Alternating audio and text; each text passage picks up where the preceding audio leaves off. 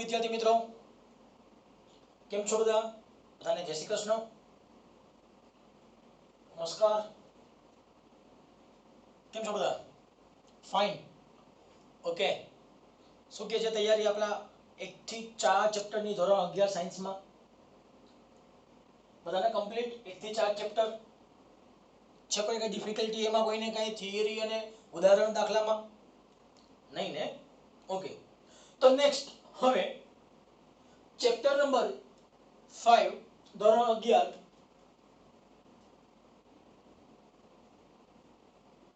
Chapter number 5 છે ગતિના નિયમો. મિત્રો યાદ રાખજો ખાસ, જે નવો સિલેબસ આવ્યો, ગાઈડલાઈન, માત્ર 1 વર્ષ માટે કહું છું, લોકડાઉનને કારણે 1 વર્ષ માટે જે 30% સિલેબસ ડાઉન કરવામાં આવ્યો છે, ઘટાડવામાં આવ્યો છે, તેમાંથી આપેલ ચેપ્ટરમાંથી ઘણું બધું કાઢવામાં આવ્યું છે, પણ આપણે એનો બેઝિક કન્સેપ્ટ તો ભણવાનો છે જ. એટલે હું અત્યારે કોઈ થિયરી કોઈ કાપતો નથી, તમને કન્ટિન્યુ પહેલેથી ભણાવું છું, પણ તમે જ્યારે વાંચતા હોય તો તમારે ખાસ ધ્યાન રાખવાનું. ઓકે? કન્સેપ્ટ સમજવો અગત્યનો છે. કન્સેપ્ટ નહીં સમજાય તો પછી તમને આગળની થિયરી સમજાશે નહીં. સૌપ્રથમ ગતિના નિયમો. તો એથી પહેલા તમે લાસ્ટ ટાઈમ જોઈ ગયા હતા ગતિ.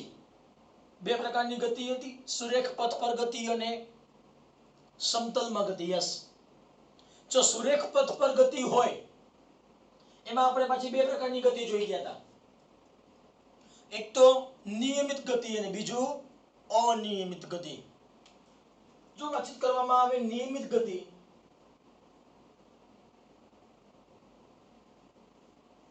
બીજી કઈ હતી?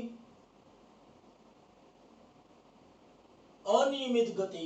જો નિયમિત ગતિ હોય તેમાં આપણે વેગનો અભ્યાસ કરતા હતા. એમાં આપણે પ્રવેગનો ઉલ્લેખ કરતા હતા નહીં, અથવા તો પ્રવેગ કેવો હતો? અચળ. અથવા પ્રવેગ કેવો હતો? અચળ.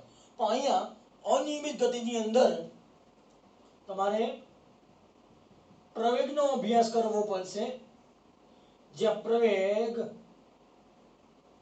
અચળ હશે નહીં. એનો મતલબ 2 પ્રકારની ગતિ, નિયમિત ગતિ અને બીજું અનિયમિત ગતિ. આપણે અત્યાર સુધી જે અભ્યાસ કર્યો એ માત્ર ને માત્ર નિયમિત ગતિનો અભ્યાસ કર્યો હતો, જેમાં વેગનો ફેરફાર થવાથી, વેગ બદલાવાથી પ્રવેગ નિયમિત જળવાતો હતો. પરંતુ હવે આપણે જે અભ્યાસ કરવાનો થશે તે કઈ હશે? અનિયમિત ગતિ. તો અનિયમિત ગતિ માટે તમારે પ્રવેગનો અભ્યાસ કરવો પડે. ક્લિયર? તો કઈ રીતે કહી શકાય? તો શરૂઆત કરું છું. ધારો કે પદાર્થ, એક કોઈ પદાર્થ છે, ફૂટબોલ. ધારો કે શું છે? ફૂટબોલ. આ ફૂટબોલ છે.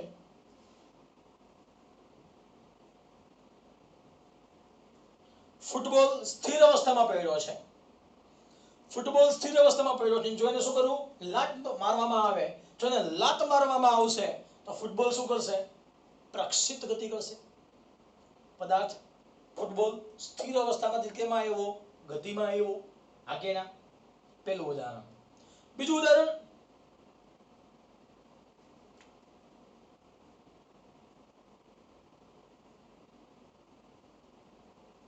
ધારો કે હોડી છે. શું છે?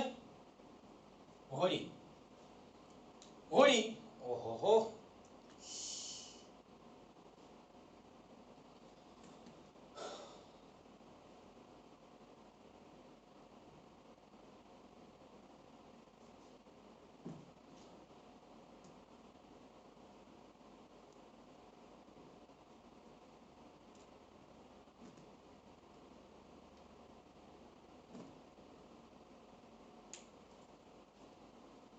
ધારો કે હોડી છે.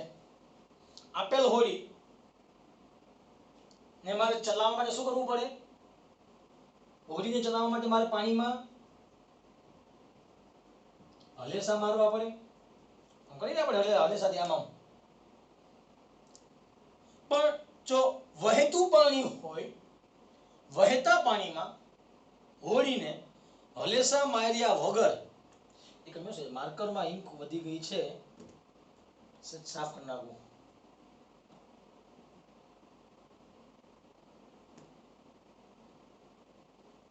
તો હોળી, વહેતા પાણીમાં હોળી પણ હલેસા માર્યા વગર પાણીની દિશામાં સરળતાથી ગતિ કરી શકે. આ કે ના?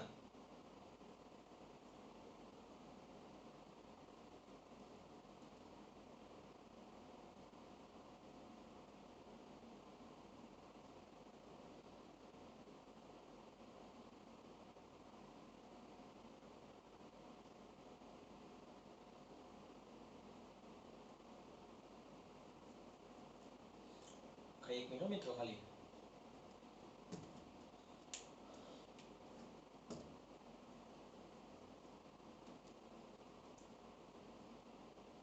ઇંક ફૂલ ભરાઈ ગઈ છે માર્કરમાં, કપડા ખરાબ થાય છે.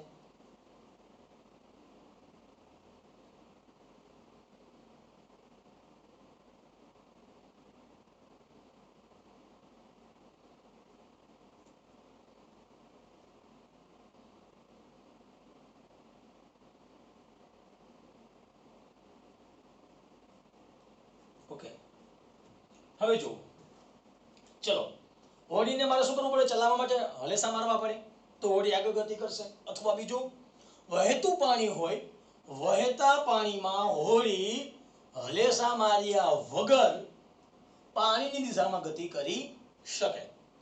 ત્રીજું,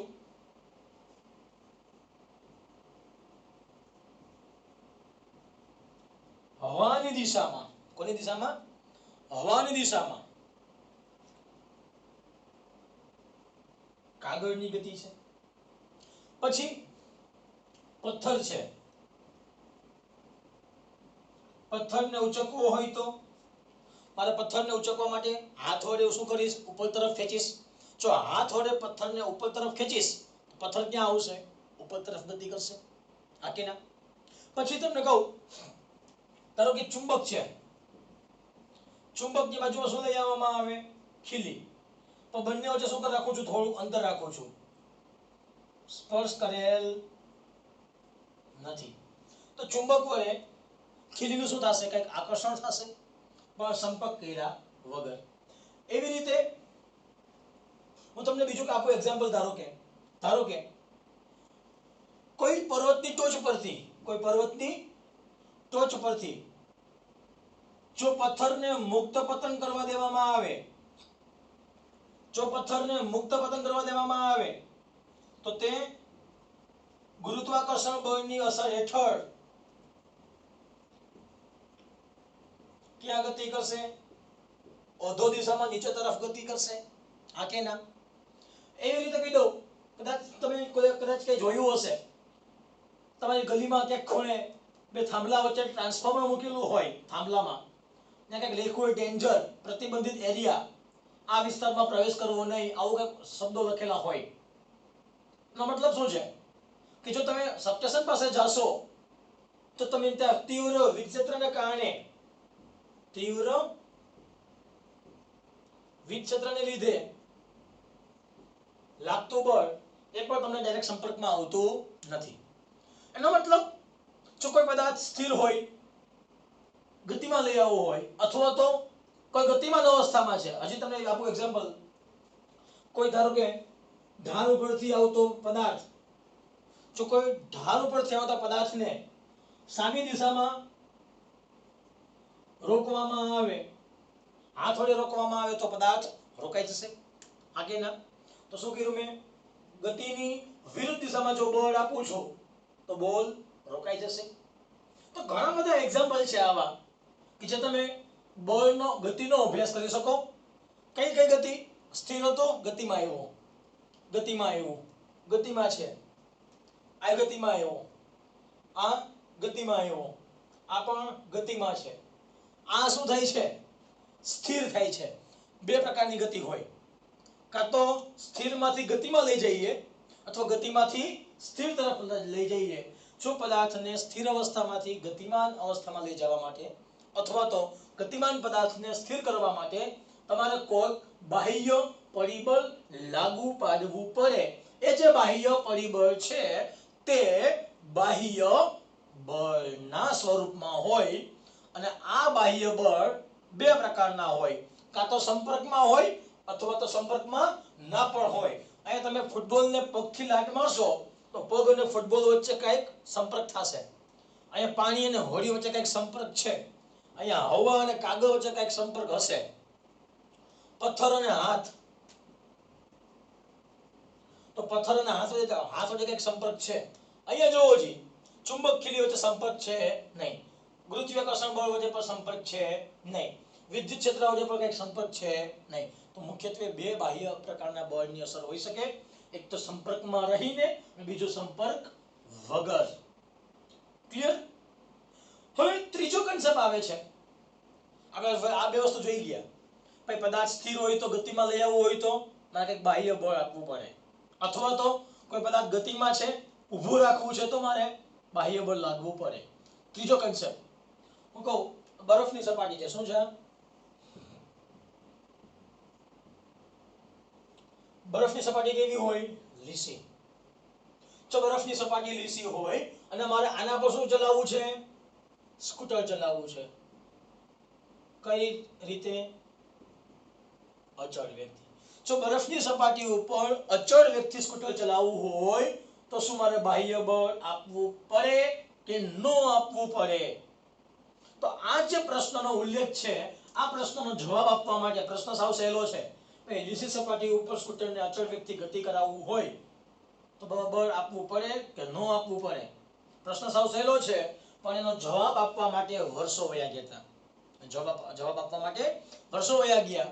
એમાં પહેલો જે વૈજ્ઞાનિક આવે છે એ છે એરિસ્ટોટલ. કોણ આવે છે? એરિસ્ટોટલ.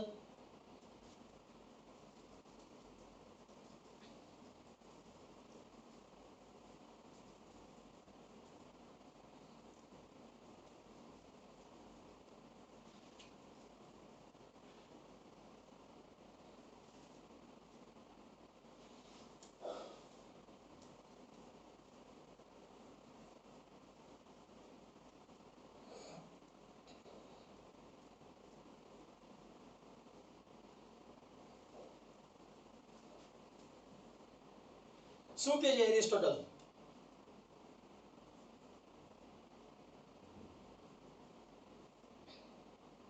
એરિસ્ટોટલ તો એરિસ્ટોટલ એમ કહે છે કે કોઈ પદાર્થને તેની અચળ ગતિ જાળવી રાખવા માટે, કોઈ પદાર્થને તેની નિયમિત ગતિ જાળવી રાખવા માટે તેના પર સતત બાહ્ય બળ આપતું રહેવું પડે. શું કહે છે એરિસ્ટોટલ? કોઈ પદાર્થની નિયમિત ગતિ જાળવી રાખવા માટે તમારે તેના પર સતત બાહ્ય બળ આપતું રહેવું પડે.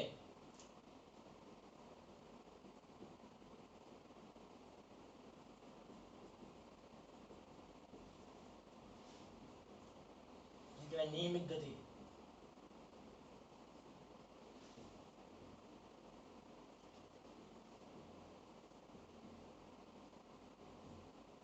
અને એક્ઝામ્પલ કેવું લીધું હતું?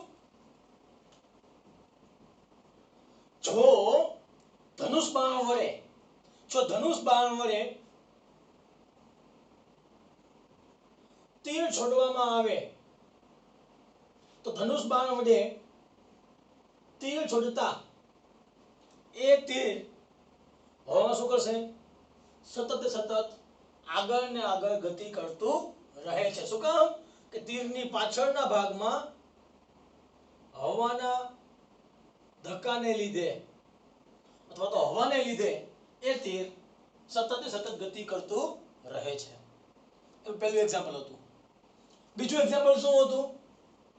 જો વ્યવહારનું જોવામાં આવે તો આપણે ઘરે નાના બાળકો હોય છે, નાના બાળકો રમકડાથી રમતા હોય તો રમકડાથી રમતા હોય ત્યારે કાં તો પાછળથી શું ખેંચવાની હોય? દોરી. અથવા તો તમે શું કરવું પડે? ચાવી ભરવી પડે. જો તમે બાળકોના રમકડામાં ચાવી ભરો અને રમકડું મૂકી દો બતક, તો ચાવીથી બતક આગળ ને આગળ ગતિ કરશે. જ્યારે ચાવી પતી જશે બતક ઊભી રહી ગઈ. પાછું તમે શું કરશો? પાછી ચાવી ભરશો. પાછી બતક શું કરશે? આગળ ચાલશે. અથવા કોઈ ટ્રક ગાડી હોય અથવા રિક્ષા હોય, જો કદાચ જોઈ ગયા છે આપણે રમકડાની અંદર, પાછળ દોરી ખેંચો, દોરી મૂકી દો, રિક્ષા આગળ ચાલશે. થોડી ચાલ્યા પછી રિક્ષા પાછી ઊભી રહી જશે. પાછી દોરી ખેંચો, પાછી રિક્ષા આગળ ચાલશે. પાછી દોરી, પાછી રિક્ષા ઊભી રહી જશે. તો મારે શું કરવું પડે છે? રિક્ષાને સતત ચલાવવા માટે મારે સતત ને સતત દોરી ખેંચવી પડે છે, અથવા તો મારે બતકને સતત ને સતત ચાલુ ચલાવવા માટે સતત ને સતત ચાવી ભરવી પડે. હા કે ના? તો એ વ્યવહારનું એક્ઝામ્પલ છે જે તમે દેખીતું છે. અને આ પરથી તમે કહી શકો કે એરિસ્ટોટલ કેવો છે? સાચો છે. કોઈ પદાર્થની નિયમિત ગતિ જાળવી રાખવા માટે સતત બાહ્ય બળ આપવું પડે. દેખીતી રીતે આપણને એરિસ્ટોટલ સાચો લાગે છે. વાસ્તવિક એરિસ્ટોટલ ખોટો છે. એરિસ્ટોટલે માત્ર ને માત્ર વ્યવહારુ એક્ઝામ્પલ ધ્યાનમાં લીધા છે. ખરેખર ગતિનો અભ્યાસ કરવા માટે તમારા સામાજિક રોજિંદા જીવનના વ્યવહારુ એક્ઝામ્પલ ચાલી શકે નહીં. ગતિનો અભ્યાસ કરવા માટે તમારે આદર્શ કિસ્સા ધ્યાનમાં રાખવા પડે. ક્લિયર? તો હવે ધ્યાન આપજો ખાસ.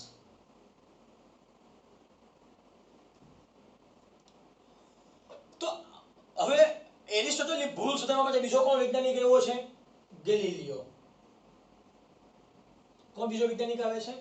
ગેલિલિયો. ગેલિલિયો શું કહે છે? એરિસ્ટોટલ ખોટો છે.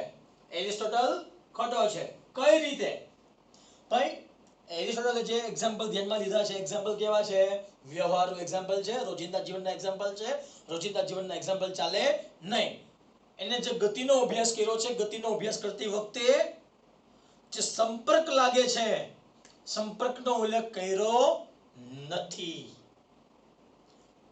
જે રિક્ષા અથવા જે બતક ગતિ કરે છે ત્યારે જમીન વચ્ચે શું લાગતું હોય? ઘર્ષણ બળ લાગતું હોય. એટલે એ ઘર્ષણ બળને લીધે ગતિ કેવી પડે છે? મંદ પડે છે. ગતિ મંદ પડે છે એટલે તમારે અવિરત ગતિ જાળવી રાખવા માટે ઘર્ષણ બળની વિરુદ્ધ દિશામાં તમે ફરી પાછી ચાવી ભરો છો. એ જે ચાવી ભરો છો એ જે વધારાનું બાહ્ય બળ છે એ ઘર્ષણ બળનો વિરોધ કરે છે, માટે ગતિ અવિરતપણે ચાલે છે. હું તમને ફરીથી એક્ઝામ્પલ આપી દઉં છું. આ શું છે?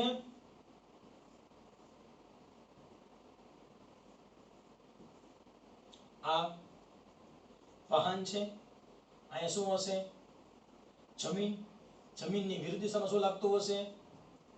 ઘર્ષણ બળ. ઘર્ષણ બળ લાગવા ગતિ, તો ગતિની વિરુદ્ધ દિશામાં શું લાગે? ઘર્ષણ બળ લાગશે. ગતિની વિરુદ્ધ દિશામાં ઘર્ષણ બળ લાગશે. ગતિ કેવી પડશે? મંદ. ફરી પાછું શું કરું છું? બાહ્ય બળ આપવામાં આવે. કઈ દિશામાં? ઘર્ષણ બળની વિરુદ્ધ દિશામાં. કોના જેટલું? ઘર્ષણ બળ જેટલું. જો ઘર્ષણ બળની વિરુદ્ધ દિશામાં ઘર્ષણ બળ જેટલું જો બાહ્ય બળ આપવામાં આવે તો બંને બળ કેવા થઈ ગયા?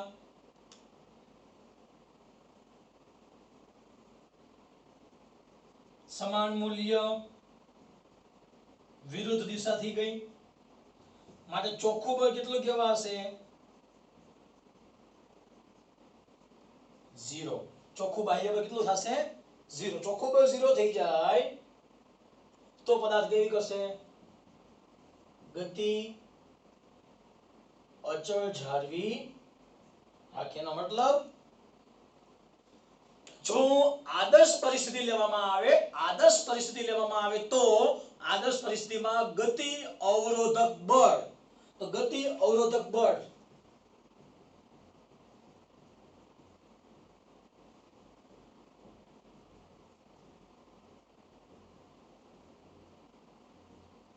ધ્યાનમાં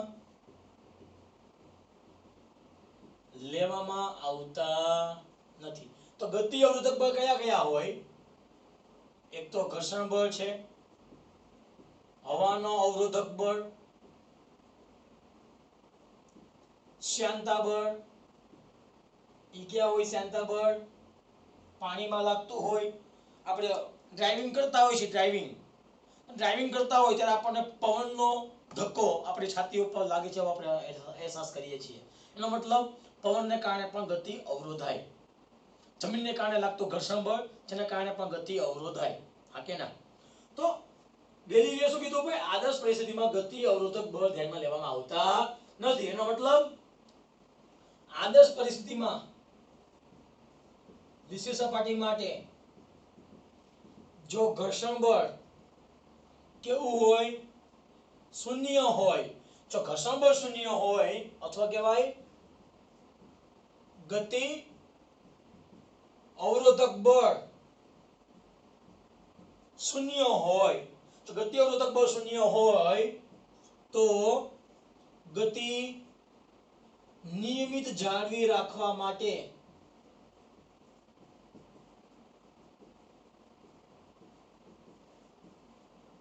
કોઈ બાહ્ય બળની જરૂર પડતી નથી. એનો મતલબ જો બાહ્ય બળ શૂન્ય હોય, જો બાહ્ય બળ શૂન્ય હોય તો સ્થિર પદાર્થ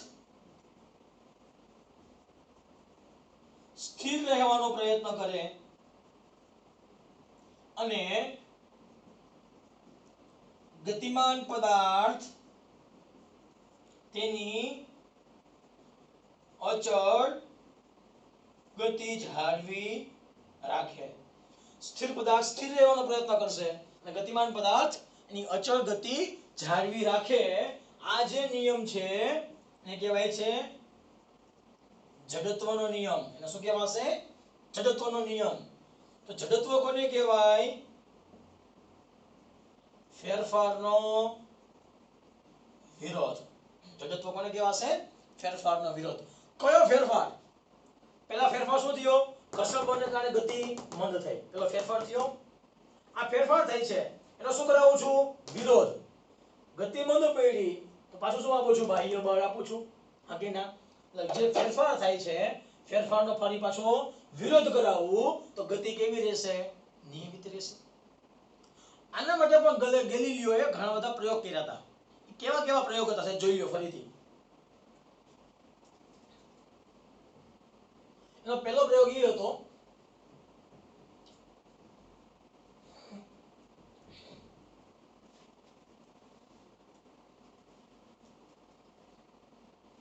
પહેલો પ્રયોગ બે ઢોળાવવાળી સપાટી લીધી.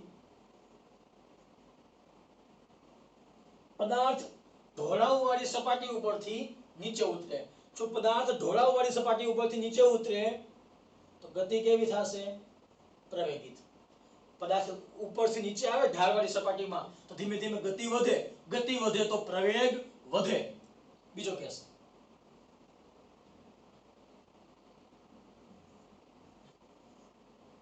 જો ઢોળાવવાળી સપાટીમાં પદાર્થ ક્યાં જાય? ઉપર તરફ ગતિ કરશે. જો ઢોળાવવાળી સપાટીમાં પદાર્થ ઉપર તરફ ગતિ કરશે તો ગતિ કેવી થશે? પ્રતિપ્રવેગિત. ગતિ કેવી કહેવાશે? પ્રતિપ્રવેગિત. આમાં ગતિ વધે તો પ્રવેગ વધે છે. આમાં ગતિ ઘટે તો પ્રવેગ પણ ઘટે છે. પણ જો સપાટી કેવી લેવામાં આવે? લીસી. સમક્ષિતિજ. જો સપાટી લીસી સમક્ષિતિજ લેવામાં આવે અને લીસી સમક્ષિતિજ સપાટી પર પદાર્થ ગતિ કરે તો ગતિ નિયમિત જાળવી રાખે. તો લીસી સપાટીમાં પદાર્થ જો ગતિ કરતો હોય તો ગતિ નિયમિતપણે જાળવી રાખશે. આ બધાનો હવે શું કરશે? સમન્વય. કઈ રીતે? જોજો. એક ઢોળાવવાળી સપાટી લે છે, સામે એટલા જ ઢોળાવવાળી બીજી સપાટી લે છે. આ સપાટી કેવી છે? લીસી સમક્ષિતિજ. એનો મતલબ અહીંથી પદાર્થ જો ગતિ કરે, પદાર્થ ગતિ કરશે, પદાર્થ ગતિ કરી નીચે આવશે, નીચે આવી પછી પદાર્થ પાછો ક્યાં જશે? ઉપર જશે, ઉપર જઈ પેલા પદાર્થની જેટલી ઊંચાઈ હતી એટલી જ ઊંચાઈ પાછી પ્રાપ્ત કરશે. જો સપાટી લીસી હોય, લીસી સમક્ષિતિજ સપાટી પર કોઈ ઢાળવાળી સપાટી ઉપરથી પદાર્થને મુક્ત પતન કરવા દેવામાં આવે તો પદાર્થ ઢાળ ઉપરથી નીચે આવી બીજા ઢાળની સપાટી ઉપર ચડી પ્રારંભિક પદાર્થની જેટલી ઊંચાઈ હતી એટલી જ ઊંચાઈ બીજા ઢાળની સપાટી ઉપર પ્રાપ્ત કરે. બેના ઢાળ કેવા હતા? સરખા. ક્લિયર? બેની ઊંચાઈ પણ કેવી થઈ ગઈ? સરખી. એવો જ કેસ જો કોઈ ઢોળાવવાળી સપાટી ઉપરથી પદાર્થને મુક્ત પતન કરવા દેવામાં આવશે, પરંતુ જે બીજો ઢાળ છે, બીજો ઢાળ ઓછો લેવામાં આવે. બીજો ઢાળ કેવો લેવામાં આવે છે? ઓછો લેવામાં આવે છે. બીજો ઢાળ ઓછો લેવામાં આવશે ત્યારે પણ પદાર્થ ગતિ કરી નીચે આવશે, પાછો પદાર્થ ઉપર આવશે. પેલા પદાર્થની જેટલી ઊંચાઈ હતી એટલી જ પાછી ઊંચાઈ પ્રાપ્ત કરશે. પણ પેલા કરતા અંતર કેવું કાપશે? આ d1 હતું, આ અંતર કેવું હશે? પેલા કરતા વધારે. જો બીજા ઢાળની સપાટી ઓછી લેવામાં આવે, જો બીજો ઢાળ ઓછો લેવામાં આવે તો પણ પદાર્થ પેલા પદાર્થની ઊંચાઈ જેટલી જ ઊંચાઈ પ્રાપ્ત કરશે. ઊંચાઈમાં કોઈ પણ જાતનો ફેરફાર થશે નહીં. હા, તો કાપેલું અંતર કેટલું હશે? પેલા કરતા વધારે. અહીંયા કાપેલું અંતર ઓછું હતું, અહીંયા કાપેલું અંતર કેવું હશે? વધારે હશે. ક્લિયર? પણ એમાં જોઈએ જી છઠ્ઠું, જો ઢાળ સપાટી ઘટાડીને માર્ગ કેવો કરવામાં આવે? સમક્ષિતિજ. હું બીજો ઢાળ શૂન્ય કરી નાખું, જો બીજો ઢાળ શૂન્ય કરી નાખવામાં આવે અને પદાર્થને મુક્ત પતન કરવા દેવામાં આવશે, પદાર્થ ગતિ કરી અનંત અંતરે જશે. પદાર્થ ક્યાં જશે? અનંત અંતરે જશે. તો ગેલિલિયોએ આ પ્રયોગો કરી એનું તારણ એ પૂછ્યું કે જો લીસી સમક્ષિતિજ સપાટી હોય તો લીસી સમક્ષિતિજ સપાટી પર પદાર્થને ગતિ કરાવવા માટે, સ્થિર હોય તો સ્થિર જાળવી રાખવા માટે, અથવા તો પદાર્થ ગતિમાન હોય તો તેની ગતિ જાળવી રાખવા માટે, તેની અવસ્થામાં ફેરફાર ન કરવો હોય, પદાર્થની અવસ્થા જાળવી રાખવી હોય તો પદાર્થની અવસ્થા જાળવી રાખવા માટે લીસી સમક્ષિતિજ સપાટી પર કોઈ પણ જાતનું બાહ્ય બળ આપવું પડતું હોતું નથી. આ જો બાહ્ય બળ આપશો તો સ્થિર પદાર્થ ગતિમાન અવસ્થામાં આવશે, અને ગતિમાન પદાર્થ હોય તો તેની અવસ્થામાં ફેરફાર થશે, કાં તો વેગ વધારશે કાં તો વેગ ઘટાડશે. એટલે બાહ્ય બળ આપવામાં આવશે તો સ્થિર પદાર્થ ગતિમાન અવસ્થામાં આવશે. પણ જો ગતિમાન પદાર્થ હોય તો તેની ગતિમાં ફેરફાર કરે, કાં તો ગતિ વધારે કાં તો ગતિ ઘટાડે. ક્લિયર? પણ જો જડત્વનો મારે ફેરફારનો નિયમ બોલવો હોય તો ચોખ્ખું બાહ્ય બળ શૂન્ય હોય, સ્થિર પદાર્થ સ્થિર રહેશે, ગતિમાન પદાર્થ એની અચળ ગતિ જાળવી રાખે, જેને જડત્વનો નિયમ કહેવામાં આવે છે. જડત્વ એટલે કહેવાય ફેરફારનો વિરોધ. ક્લિયર? તો ગેલિલિયોએ આ રીતે એરિસ્ટોટલની ભૂલને સુધારી. ક્લિયર? ગેલિલિયોના અર્થઘટનને લીધે એરિસ્ટોટલનું જે સામ્રાજ્ય હતું યંત્રશાસ્ત્રની અંદર સંપૂર્ણ નાબૂદ થયું. તો એરિસ્ટોટલનું યંત્રશાસ્ત્રને નાબૂદ કરવા માટે જે વિચાર ઉદ્ગમ હતો એ કોણ હતો? ગેલિલિયોનો અભ્યાસ કરી આગળ યંત્રશાસ્ત્રને વધારનાર વૈજ્ઞાનિક હતો સર આઇઝેક ન્યૂટન, જેને એકલા હાથે સમગ્ર યંત્રશાસ્ત્ર ઉત્પન્ન કર્યું એમ કહી શકાય. ક્લિયર? તો આ જે કન્સેપ્ટ હતો એ કન્સેપ્ટ માત્ર તમારી જાણ માટે છે, કેમ દિવસે ને દિવસે પ્રગતિ થતી ગઈ. ક્લિયર? જે નેક્સ્ટ થિયરી છે આપણે હવે પછી જોઈશું. ઓકે, નેક્સ્ટ લેક્ચરમાં. Thank you very much.